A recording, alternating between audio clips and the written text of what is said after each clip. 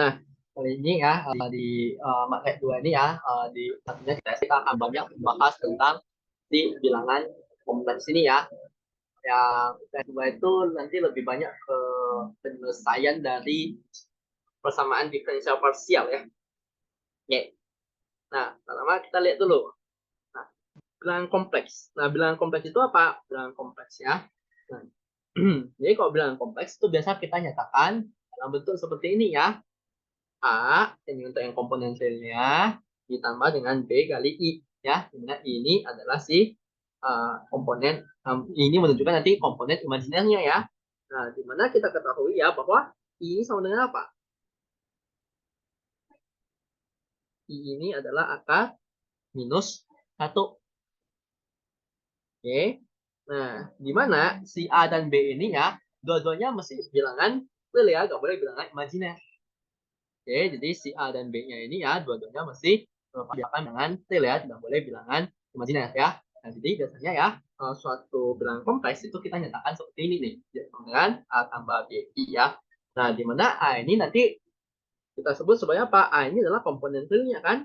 Maka saya bisa tuliskan A ini adalah real dari Z ya, sedangkan B ini ya, B ini kan adalah komponen apa? Komponen imajinernya ya. Nah, komponen imajinernya, jadi kita bisa nyatakan dia sebagai bagian imajiner dari Z. Nah, kalau kita gambarkan di dalam bidang kompleks, di dalam bidang kompleks ya, nah maka bentuknya gimana? Nah, bentuknya itu kira-kira nanti seperti ini nih. Nah, dia semacam suatu vektor gitu ya. Nah, di mana di sini sumbu X-nya itu dia akan bernilai.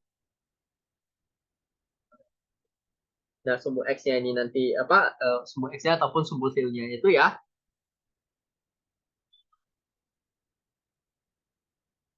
Nah, sumbu realnya itu nanti bernilai A, sedangkan nanti sumbu imajinernya itu akan bernilai B.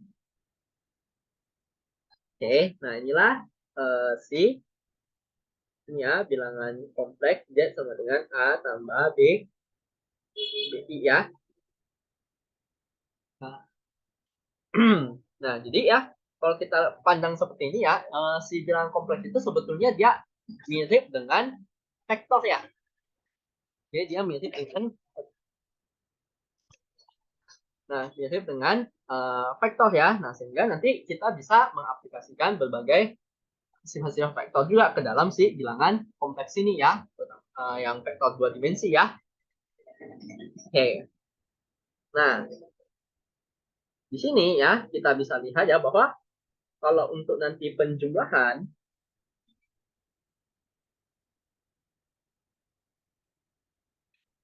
Kalau itu penulisannya aja kan, kok jadi kayak dianggap kayak vektor gitu kan maksudnya. iya ya, dia bukan dianggap kayak vektor, ya mirip-mirip dengan vektor. Mirip-mirip Nah, kayak vektor gitu ya. ya ya. Nah, Tapi sekarang, penulisan aja kan maksudnya kayak gitu tuh maksudnya. Iya kan ya? oh ini penulisan bilangan kompleks gitu. Oh iya ya, oke oke. Nah, sekarang penjumlahannya. Nah, penjumlahan bilangan kompleks ya. Nah, jadi katakanlah,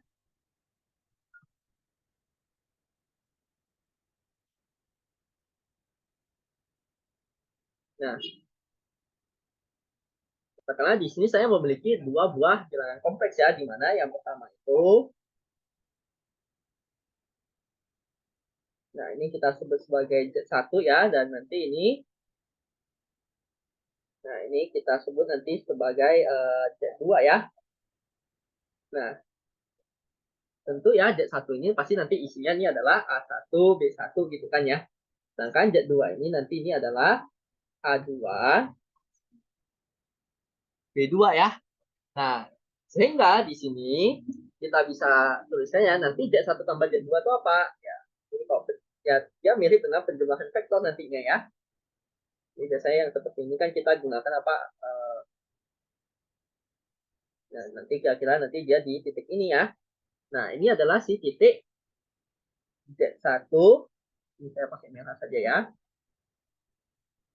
Nah, inilah nanti titik Z1 plus Z2 ya.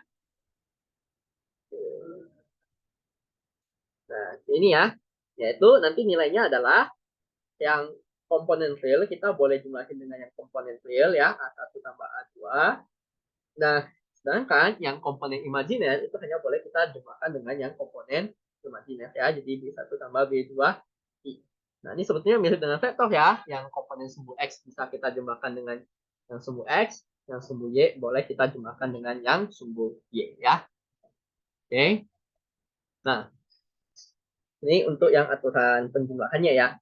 Ya, di sini nanti kita juga Kita juga mengenal nanti ada yang namanya kompleks konjugat. Lupa tadi ya.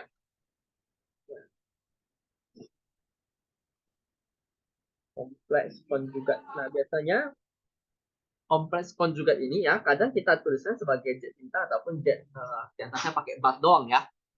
Nah, ada juga yang penulisannya pakai jet bintang gitu. Kalau di PAS kan biasanya kita di PAS atau di SE itu biasa kita gunakan yang jet bintang ya. Nah, tapi di sini kita di matematika kita banyakkan pakai jet bar gitu.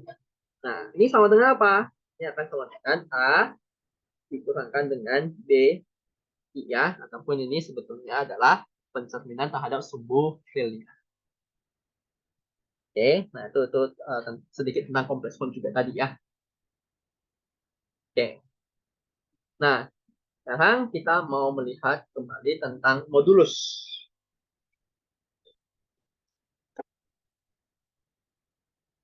Nah, ini modulus itu atau besarnya apa ya? Besar dari si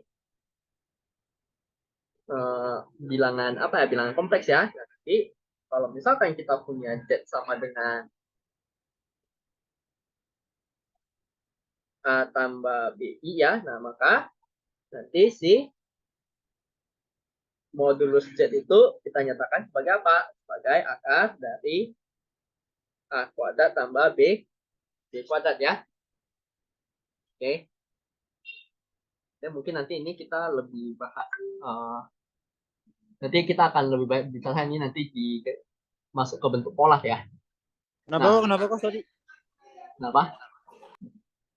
Nggak, ini pahami aja dulu ya. Ini modulus dari Z itu adalah panjang dari si ya semacam panjang dari si vektor Z ini gitulah. Makanya dia adalah akar A kuadrat tambah B kuadrat. Oke. Nah, jadi kalau kita mau melihat ya, misalkan nih kita mau melihat kaitannya dengan penjumlahan ya. Nah, misalkan ya, ini saya punya ini adalah Z1 ya, dan ini nanti adalah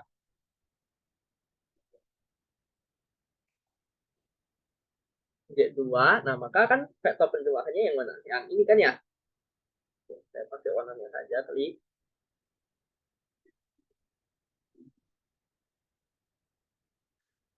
Nah, ini vektor penjumlahannya itu kan yang warna merah ini ya. Yaitu itu adalah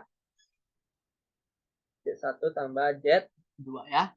Nah, di vektor kita udah mengetahui ya bahwa ada asas ketidaksamaan segitiga, yaitu di besar dari Z1 plus Z2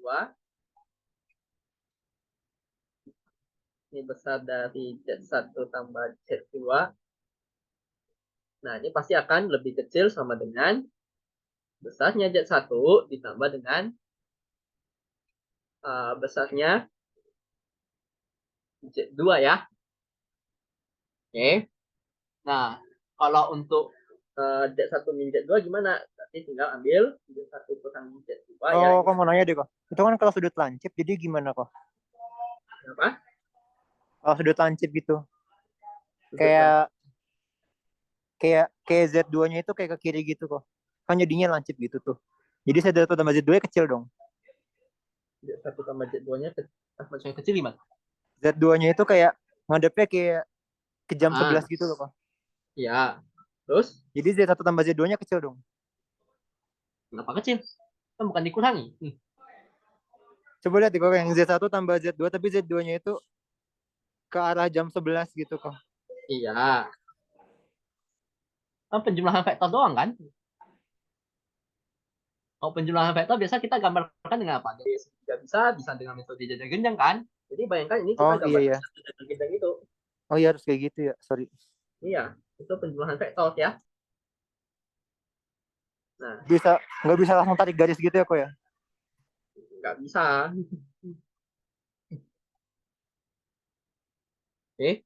Nah, ini kalau untuk Z1 min Z2 kan berarti ini akan lebih kecil daripada Z1 ditambah dengan mutlak dari minus Z2 kan. Nah, mutlak dari minus Z2 ya sama sama aja dengan Z2 ya. Nah, sehingga nanti ini bisa kita tuliskan juga sebagai ini ya. Oke. Nah, sifat lain lagi bisa kita lihat dari mana? Misalkan nih, ini kan kita boleh nyatakan seperti ini ya. Z1 itu sama dengan Z2 tambah Z1 minus Z2 kan ya. Oke, ya ini tinggal Z2 kurang Z2 ya. Habis kan ya. Jadi Z1 ini saya tuliskan seperti ini. Nah, kalau saya mencari besarnya, berarti kan besarnya Z1 ini akan sama dengan besarnya Z2 tambahkan dengan Z1 per Z2 kan. Oke, nah maka ini akan lebih kecil daripada apa? Ini Z2 tambah ini ya, Z1 kurang Z2 ya. Menurut asas ketidaksamaan segitiga, itu pastinya dia akan lebih kecil daripada si Z2 ditambahkan dengan Z1 minus Z2. Oke. Nah, sehingga dari sini ya kita bisa dapati lagi satu Kok ketidaksamaan kenapa bisa itu. dipisah gitu kok? Hmm? Yang mana dipisah? Itu Z2 tambah Z1 minus Z2 kenapa jadi dipisah ditambahnya gitu? Ini. Enggak yang paling bawah. Sorry, yang paling bawah itu yang Z2 tambah Z1 minus Z2. Itu kenapa bisa Ini dipisah kan? kurung mutlaknya Ini. mutlak? Iya, Ini. enggak yang paling bawah kok mutlaknya kenapa bisa dipisah gitu? Oh, Ya oh karena dari ini. situ. Oh, sorry, oke makasih. Nah, ini berarti kan jadinya mutlak Z1 kurangi dengan mutlak Z2 ini akan lebih kecil sama dengan mutlak Z1 minus Z2 ya. Oke, bukan mutlak ya, itu modulus ya. Besarnya. Oke. Nah, nah di sini ya.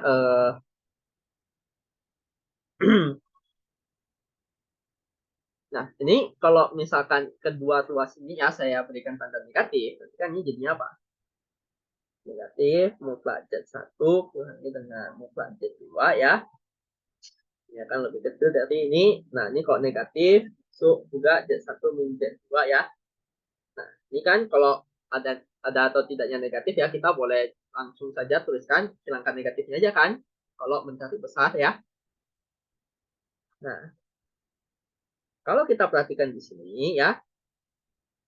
Nah, ini berarti saya bisa tuliskan jadi apa ini? Bahwa di nah, ini saya bisa tuliskan jadi apa ini? Bahwa si besar dari atau modulus dari Z1 min Z2 ini pasti akan lebih kecil karena ini ada negatif ya. Jadi kan tanda dibalikkan akan lebih kecil daripada si Z1 kurangi dengan Z2 ya. Oke, modulus Z1 kurang modulus Z2 ya. Dan modulus Z1 kurang modulus Z2 itu lebih kecil daripada ini. Lebih kecil daripada modulus Z1 minus Z2 ya. Nah, sehingga dari sini ya. Nah, dari sini ya kita bisa dapati apa? Bahwa mutlak dari modulus 1 kurang modulus 2 oke, ini akan lebih kecil daripada modulus Z1 kurangi dengan Z2 ya. Nanti kita udah dapati berapa ini? Ada ini 1, 2. Nah, ini ada 4 ketidaksamaan ya.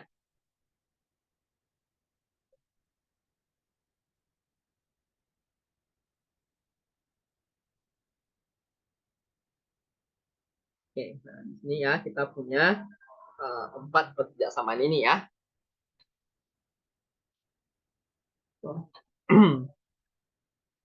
Tapi biasanya ini lebih ke untuk yang persoalan-persoalan yang diminta untuk membuktikan gitu sih. Jadi kalau nggak ada yang tentang pembuktian-pembuktian mah itu biasa nggak kepakai yang seperti ini ya. Oke. Nah, selanjutnya ini ya sebelum nanti kita ke contoh-contoh soal ya kita lihat dulu yang bentuk pola. Nah, ini kan tadi adalah si bilangan kompleks ini kita nyatakan dalam bentuk eh, vektor ya. Ini mirip dengan bentuk vektor gitu ya. Nah, sekarang si bilangan kompleks ini ya kita juga bisa nyatakan dalam bentuk pola ya.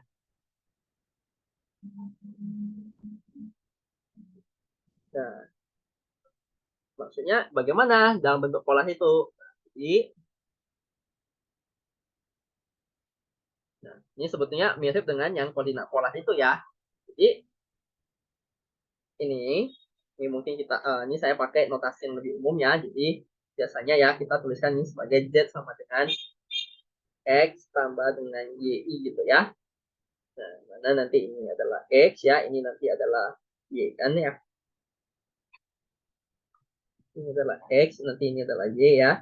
Nah, sebetulnya nanti untuk menyatakan si garis ini ya, oke, untuk menyatakan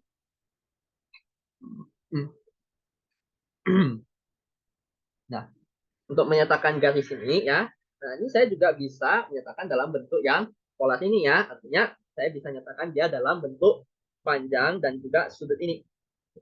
Oke, nah di mana kita tahu ya bahwa panjangnya ini apa?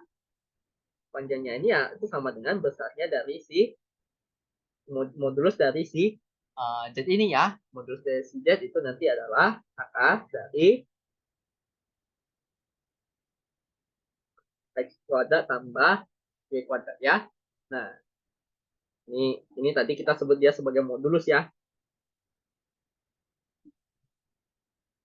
Modulus bilangan kompleks.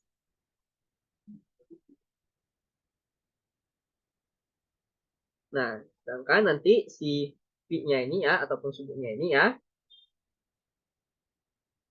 nanti adalah R-nya ya, sedangkan nanti sudutnya ini ya, kita sebut sebagai argumen ya. Ini nanti adalah, nah ini adalah argumen bilangan kompleks ya.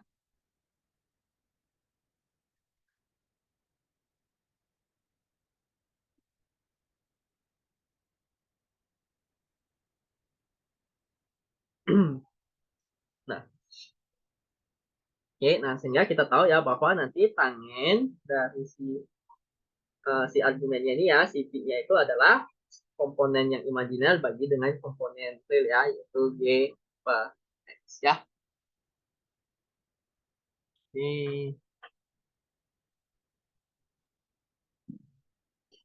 ini mungkin kita berhenti bentar ya. Oke, kita mulai lagi ya.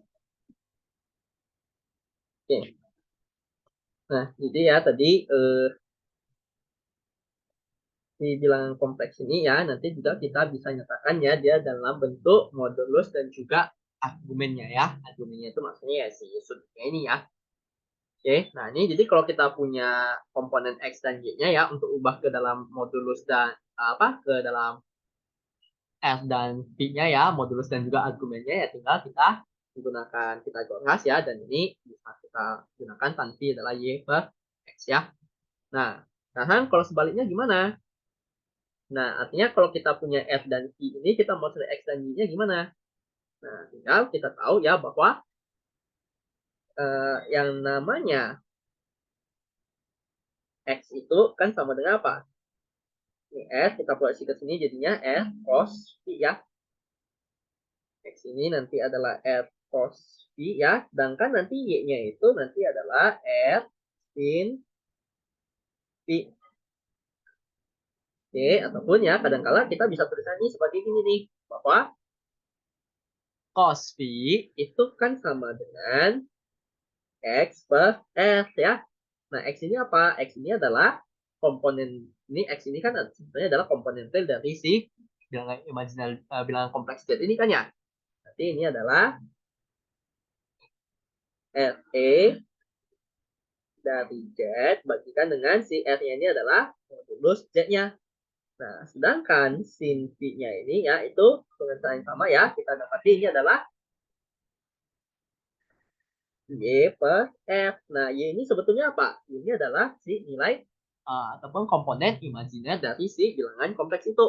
Nah, maka ini kita bisa tuliskan sebagai imajiner Z bagikan dengan si modulusnya ya, ataupun besarnya si Z itu ya. Nah, sebagai contoh,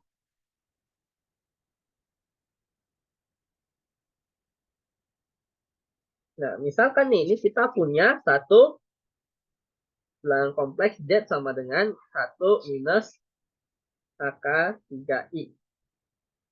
Oke. Nah, maka kalau kita mau mencari modulus dan argumennya itu adalah dengan, nah, si modulusnya itu ya, itu akan sama dengan akar dari komponen real dikuadratkan tambah komponen imajiner dikuadratkan ya. Berarti 1 kuadrat tambah dengan minus akar 3 dikuadratkan. Berarti 1 tambah 3 ya, jadinya akar 4 itu adalah 2. Dan si argumennya itu ya, si argumen Z-nya itu ya, berarti itu adalah ini V ya. Berarti kan kita tahu bahwa tan V itu kan sama dengan komponen imajiner per komponen real. Minus akar 3 per 1 ya. Nah, kalau kita perhatikan di sini ya, ini kalau kita perhatikan, nah si bilangan kompleksnya ini dia,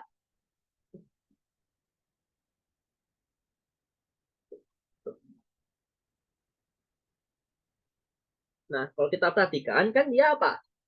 Si sumbu realnya positif, sumbu imajinernya negatif, berarti dia ke ini gitu kan ya. Oke, dia jaga ke sana.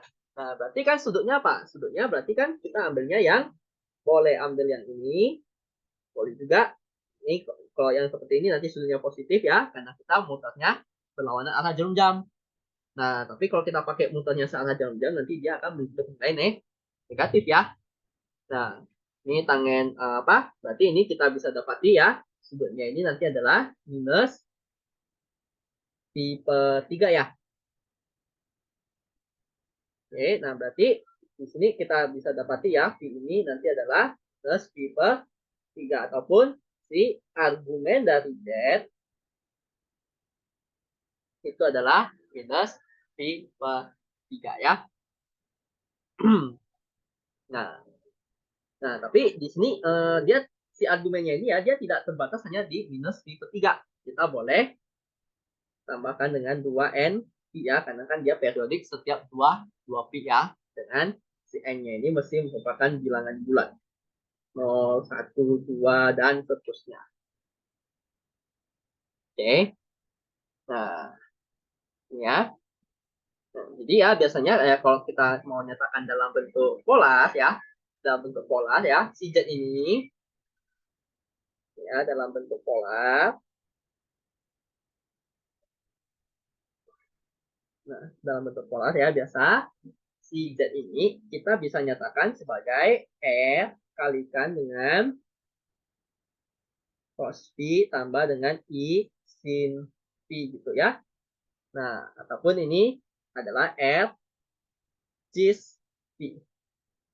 Nah, jadi cis itu sebetulnya adalah ini ya. Jadi kalau saya tuliskan ini cis P ya, cis itu sebetulnya adalah cos P tambah dengan I sin P ya. Oke. Nah, ini notasi kedua ya. Tadi kita bisa nyatakan dia dalam bentuk A tambah BI ya. Nah, kemudian nanti kita juga bisa nyatakan dalam bentuk S kalikan dengan S cis P ya. Nah, ini nanti akan sering kita gunakan notasi yang ini. Notasi yang cis ini ya. Oke. Nah, di sini ya kita tertarik untuk melihat bagaimana sifat dari perkaliannya. Oke. Nah, katakanlah ya saya memiliki di Z1 ya. Z1 ini nanti adalah F1 kalikan dengan V1 ya, cos V1 tambah dengan I sin V1. Nah, Z2 nanti sebut saja itu adalah R2 kalikan dengan cos V2 tambah dengan I sin V2 gitu ya. Oke.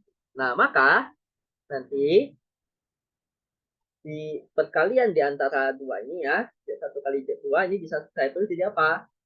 R1 kali R2 kalikan dengan cos V1 ya tambah dengan I sin V1 kalikan dengan cos V2 tambah dengan I sin V2 ya. Nah, ini bisa jadi ini jadinya adalah R1 tambah R2. Nah, ini kalikan dengan apa? Kalikan dengan nah, ini kali dengan ini. Jadinya cos V1 cos V2. Nah, ini kali dengan ini ya. Jadi, kurangkan dengan sin V1 sin V2 ya. Nah, tambahkan dengan I dikalikan dengan nah, ini I dikalikan dengan yang ini kali dengan ini ya. Jadi, sin V1 cos V2 tambahkan dengan yang ini kali dengan ini ya. Cos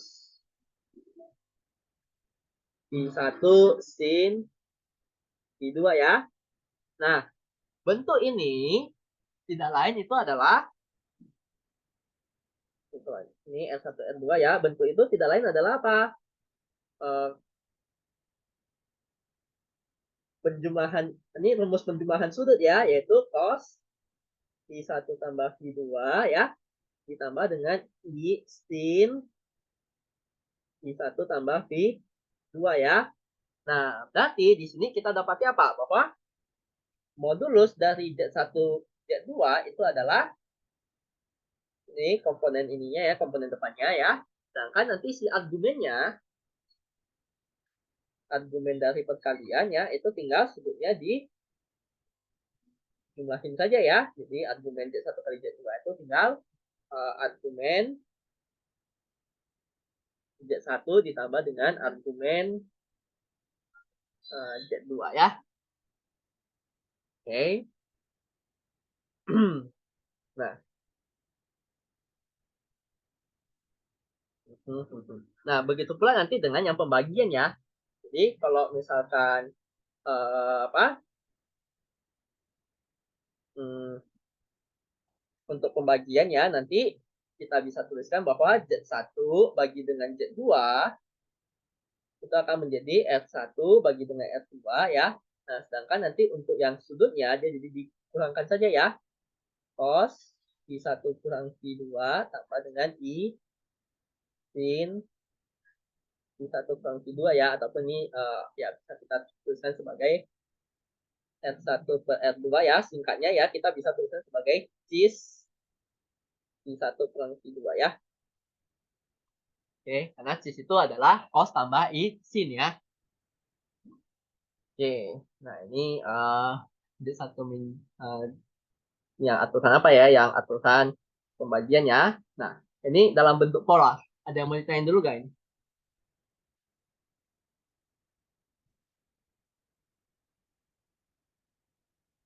Nah.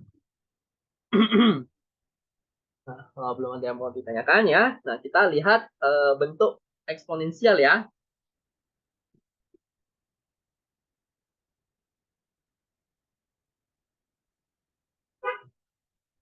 Nah, si eksponensial kompleks ya.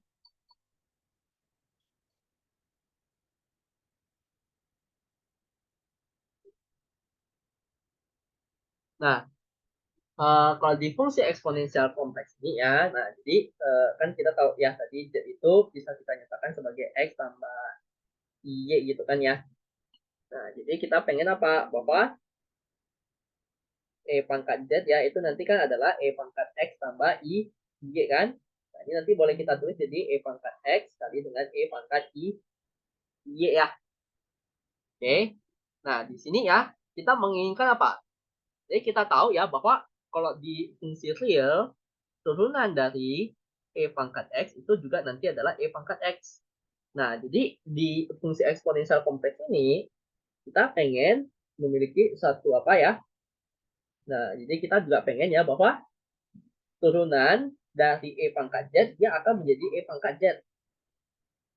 Nah, kira-kira fungsi apa yang memenuhinya? Nah, jadi kalau misalkan ya, ini kita tinjau z-nya itu sebagai yang pertama ya, kita tinjau z-nya itu sebagai katakanlah ini x tambah ini nggak ada komponen imajinernya, jadi cuma bilangan kompleks ya. Nah, ini ya jelas ya bahwa d per dx dari e pangkat x ya dia kembali lagi ke bentuk e pangkat x. Jadi ini nggak ada masalah ya. Jadi kalau e pangkat z itu kan sebetulnya e pangkat x sama e pangkat y kan ya. Nah, ini untuk yang ini nggak ada masalah. Yang ada masalah itu nanti di sini nih. Z sama dengan Y ya. Jadi sekarang kita ambil komponen realnya nggak ada ya. Kita cuma ada komponen imajiner. Nah, sehingga D per dz ya. D per D dari z-nya kan Y ya. Dari E pangkat Y. Nah, itu dia kita harapkan dia kembalinya ke dalam bentuk Y. Nah, ini kita dapatnya apa? Bahwa dapat I dari D per dy dari E pangkat Y ya. Nah, ini akan sama dengan E pangkat Y ya. Ataupun D per dy daripada E pangkat Y itu akan menjadi I kali E pangkat Y ya. Nah, fungsi ini ya, ini saya turunkan sekali lagi. Nah, kalau saya turunkan sekali lagi, saya dapatnya apa? Bahwa turunan keduanya dari E pangkat Y itu nanti jadinya apa? Ini ya udah kita turunin kalikan dengan Y aja lagi kan ya. I kuadrat E pangkat Y ya. Ataupun ini sama dengan minus E pangkat Y. Nah, jadi kalau saya misalkan si fungsi E pangkat Y ini sebagai GY, nah maka saya menginginkan ada suatu fungsi yang D kuadrat per dy kuadrat dari di GY ya sama dengan minus GY ya, dan ini kita pengennya dia memiliki solusi yang merupakan bilangan real ya. Nah, dan di TPB ya kita udah tahu nih bahwa persamaan diferensial seperti ini dia Di akan TBB punya ada komentar. Tadi itu di atas gimana yang hitam-hitam itu kok? D kuadrat per dy kuadrat Y. ya, ini tinggal diturunin aja sekali lagi. Jadi fungsi ini kita turunin. Kan ini konstanta ini kita keluarin. E pangkat Y diturunin kan jadinya E pangkat Y kali dengan I kan. Makanya jadi I kuadrat E pangkat Y. I kuadrat itu kan minus 1. Jadi minus E pangkat Y kan. Sorry, kenapa I kuadrat kok? Hah? Turunan ini apa? Turunan dari E pangkat Y. Kan E pangkat Y kalikan dengan turunan dalamnya kan. Y diturunin jadi apa? Turunin terhadap Y. Jadinya ada I kan. Ya enggak? Iya, iya kok. Nah, berarti kalau I kali E pangkat Y diturunin jadinya apa? Tinggal Oh, kita ada kalikan I-nya ya. dengan I kan. Sorry, oke, makasih. Makanya ini turunan kedua ya. Nah, jadi ini salah satu ini ya. Ini dulu di TPB kita sudah belajar ya bahwa si fungsi yang bisa memenuhi ini ya, turunan kedua sama dengan minus ini ya, itu adalah Y sama dengan A cos Y ya, ditambah dengan B sin Y ya. Ini sudah kita belajar di persamaan diferensial OD2 yang di kalkulus TPB ya. Oke, di mana GY ini nanti juga adalah E pangkat Y ya. Oke. Nah, sekarang ya, ini saya pengen, jadi GY ini selain dia sebagai A cos Y dan tambah B sin Y ya, GY ini juga dia sebagai E pangkat Y ya, karena tadi kan kita memisahkan si E pangkat Y ini sebagai GY ya. Nah, berarti kalau saya tinjau ya, Y0 untuk fungsi yang atas jadi apa? A cos 0 tambah B sin 0. B sin 0 kan habis ya 0 ya. Jadi ini sisa A sin 0 itu cos 0 itu kan 1 ya. Berarti J0 ini sama dengan A. Nah, dari persamaan kedua ini sama dengan apa? Ini E pangkat I kali 0 ya. E pangkat 0 itu jadinya adalah 1 ya. Berarti ini adalah 1 sehingga saya dapati A-nya bernilai 1. Oke. Nah, ini yang pertama ya. Nah, sekarang saya mau Ini saya mau melihat ke turunannya ya. Jadi kan ini tadi saya udah dapat nilai A nih. Nah, udah nih kita simpan dulu ya. Nah, sekarang saya mau lihat keturunannya. Yang atas, kalau kita turunin jadinya apa? Y aksen Y kan ini sama dengan min A sin Y ditambah dengan B cos Y ya. Oke. Nah, sedangkan yang bawah Y aksen Y itu kalau E pangkat Y tadi kita turunin jadinya Y kali E pangkat Y kan ya. Nah, kalau saya tinjau Y aksen G aksen 0 itu sama dengan berapa? Ini saya masukin 0, jadinya yang ini habis ya. Ini cos 0 berarti sisanya tinggal B. Nah, ini kalau saya masukin 0, jadinya apa? I kalikan dengan E pangkat E pangkat 0, 1 ya. Berarti ini adalah I. Nah, sehingga saya dapati B-nya ini nanti adalah I. Nah, sehingga GY ya. GY itu nanti G yang memenuhi adalah Nah, G yang memenuhi itu adalah A-nya 1 ya, berarti cos Y tambah dengan B-nya adalah I sin Y ya, di mana GY ini adalah E pangkat Y. Nah, inilah yang kita kenal sebagai identitas Euler ya. Jadi E pangkat Y itu adalah cos Y tambah dengan I sin Y ya. Nah, jadi ya, kalau nantinya kita punya ini ya, kita uh, misalkan ini kita mau menghitung nih contoh. Nah, misalkan kita diberikan E pangkat I per 4. Nah, berarti ini kan kita bisa bongkar jadi apa? Ini kita bisa bongkar menjadi kosinus I per 4 tambah I kali sinus I per 4 ya. Nah, ini dapatin nanti adalah setengah akar 2 tambah dengan setengah akar 2 I ya. Oke, jadi kalau kita punya E pangkat I per 4 ya, nanti kita bisa nyatakan sebagai ini nih. Gitu. Oke. Nah, ini jadi dari sini ya, dari si identitas Euler ini, nanti Euler ini kita bisa dapatnya apa? Bahwa E pangkat I theta itu sama dengan apa? Cos theta tambah dengan I kali sin theta kan ya? Oke, sedangkan nanti ini E pangkat min I theta ya, ini akan sama dengan cos theta minus I sin theta ya. Nah, ini kalau kita jumlahin ya, kita akan dapati apa? Kalau kita jumlahkan, kita akan dapati ini sama ini kan habis ya. Jadinya 2 cos theta itu akan sama dengan E pangkat I theta tambah dengan E pangkat minus I theta ya.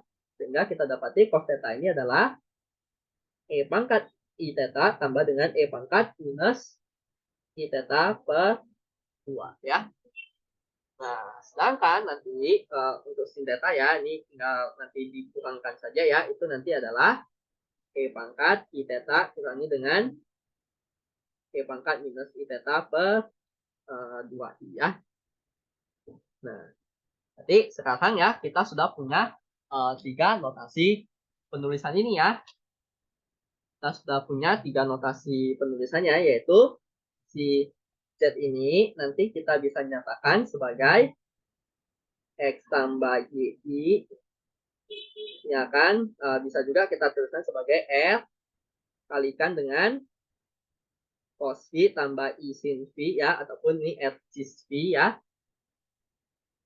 Oke, ataupun nanti kita bisa kalikan dengan F kali E pangkat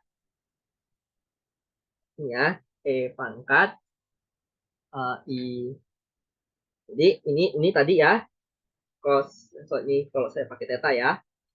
Jadi cos theta tambah I theta ya, ini adalah E pangkat I theta. Oke, jadi kita punya 3 bentuk penulisan sekarang ya.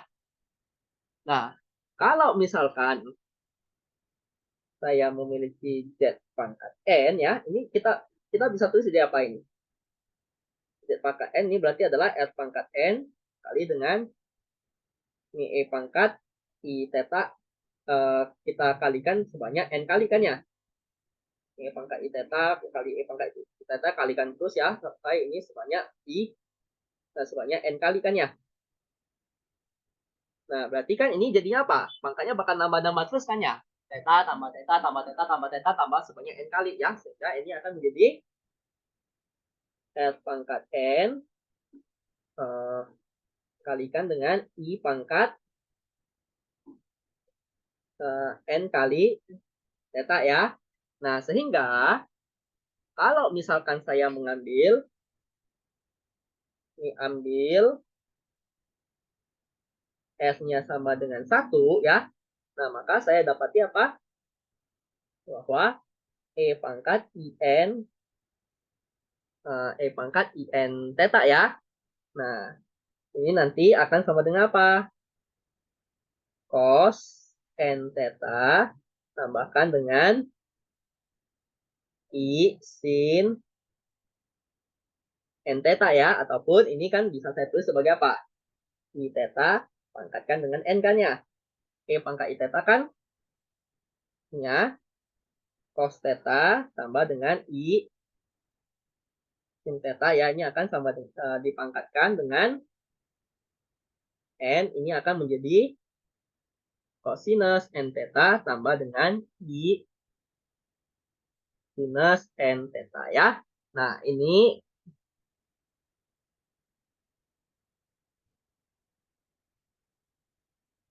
persamaan ini ya kita sebut dia sebagai formula de Moivre ya. Formula de Moivre.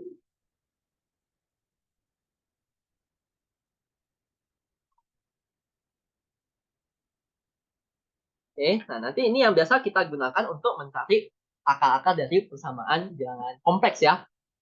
Oke, nah contohnya bagaimana ya? Nah contohnya adalah misalkan kita mau mencari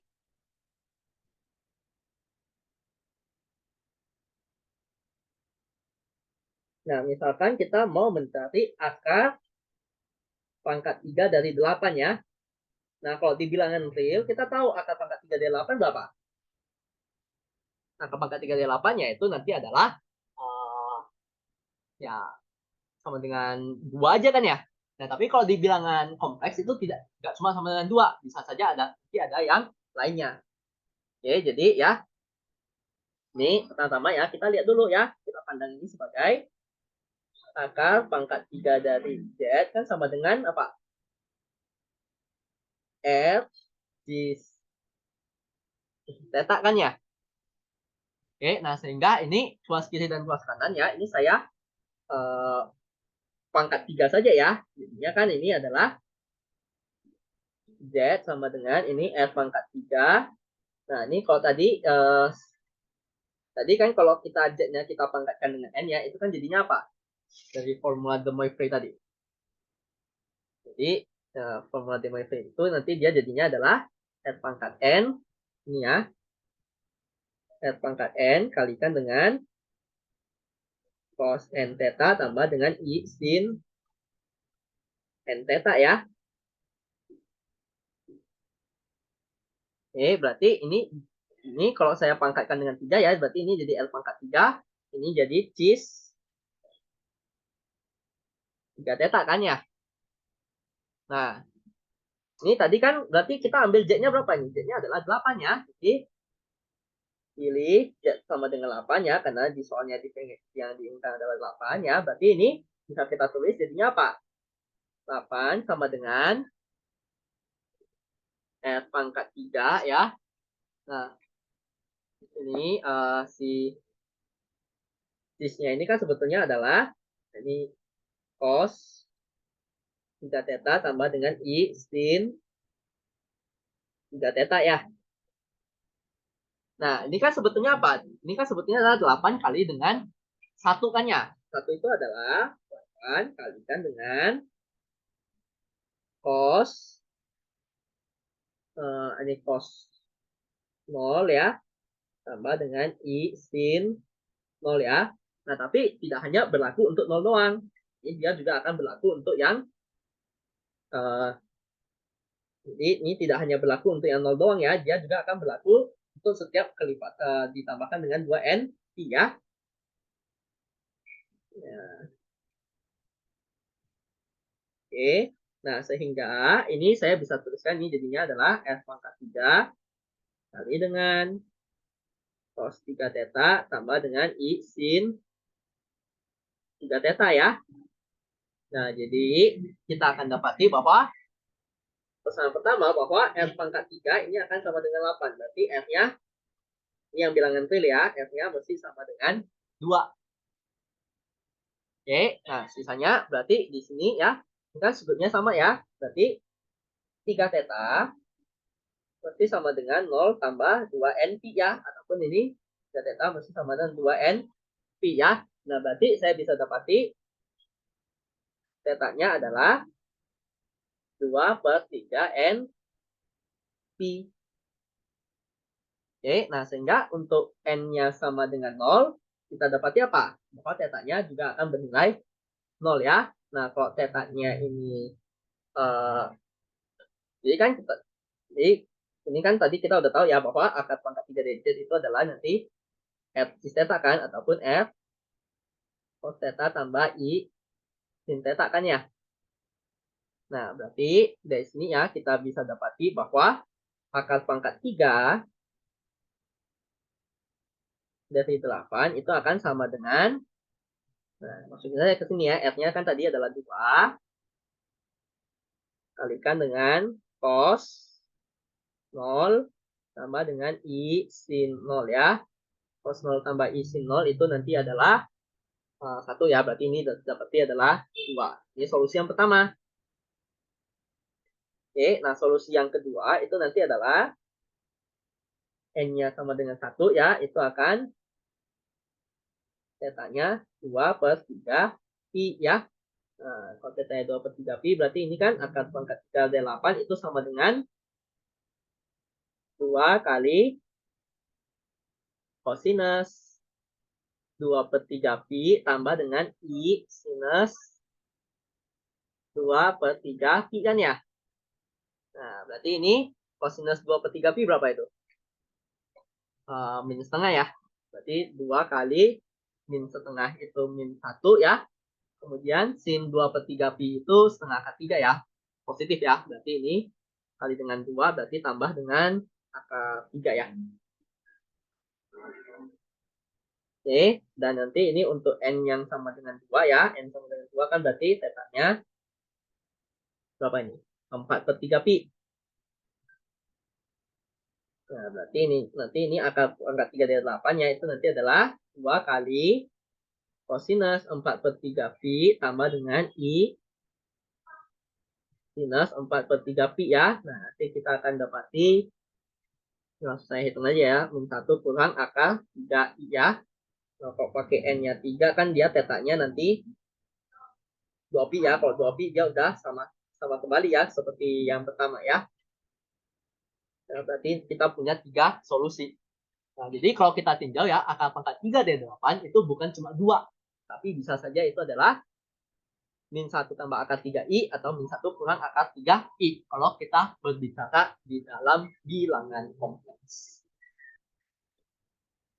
Oke, ada yang mau ditanyain dulu nggak sampai sini?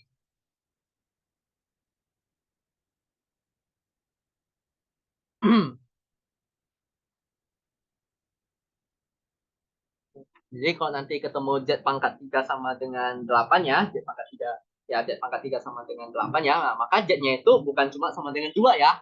Dia juga bisa min 1 tambah akar 3i bisa min 1 kurang akar 3i juga ya. Oke. Nah, ini contoh lain lagi. Misalkan apa ya? Nah, misalkan ini deh.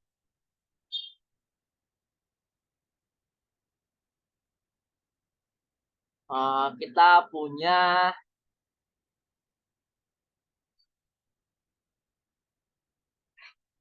z kuadrat tambah z tambah dengan 1. Ini kayak hitungnya ya.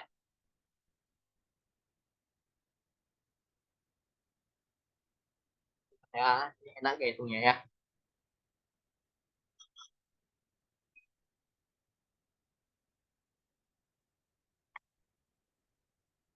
Nanti deh, mungkin kita pakai yang contoh lain aja deh, yang lebih enak angkanya ya.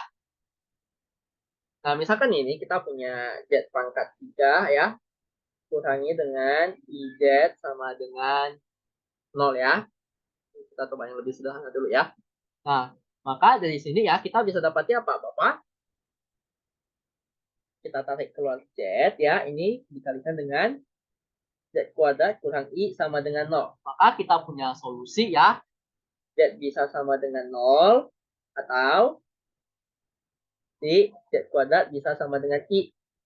Nah, kita tinjau dulu solusi untuk yang z sama dengan 0. Nah, kalau untuk apa z yang sama dengan 0 ya, ingat z itu kan tadi adalah si f si theta ya, ini sama dengan 0 ya. Berarti ini ya udah, berarti ini f-nya mesti sama dengan 0 ya. Oke, nah kalau S-nya sama dengan 0 ya, berarti solusi yang pertama ya langsung.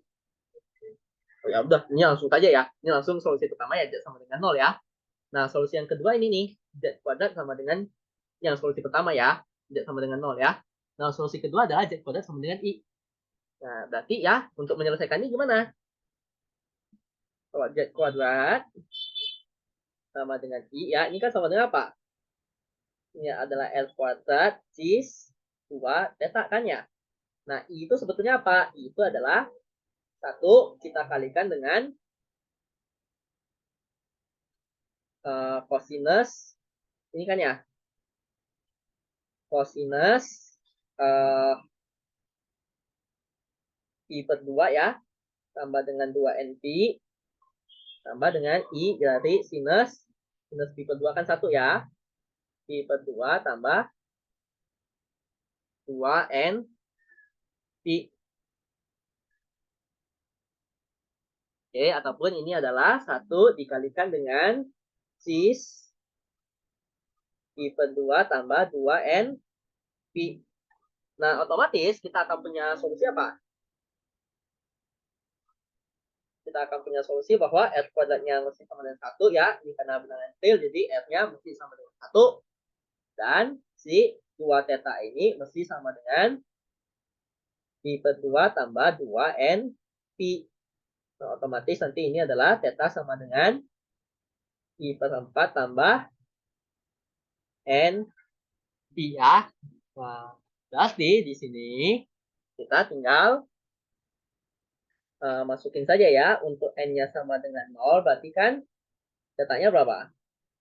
Tetanya adalah pi per 4. Nah, kalau tetanya adalah pi per 4, maka nanti z-nya itu adalah f cis theta kan ya. F-nya itu 1 uh, kali dengan cosinus pi per 4 tambah i kali sinus pi per 4 ya. Dapati setengah akar 2 tambah dengan setengah akar 2 i. Oke, nah sedangkan nanti untuk yang n-nya sama dengan 1 ya, itu jadinya apa? N-nya sama dengan 1 kan berarti jadinya 5 per, ya 5 per 4 pi ya. Nah, berarti nanti ini tinggal dihitung ya, cos 5 per 4 pi itu adalah Oke, itu adalah apa ya? Minus setengah. Ya, minus setengah akar 2 dikurangkan dengan nanti setengah akar 2 I ya.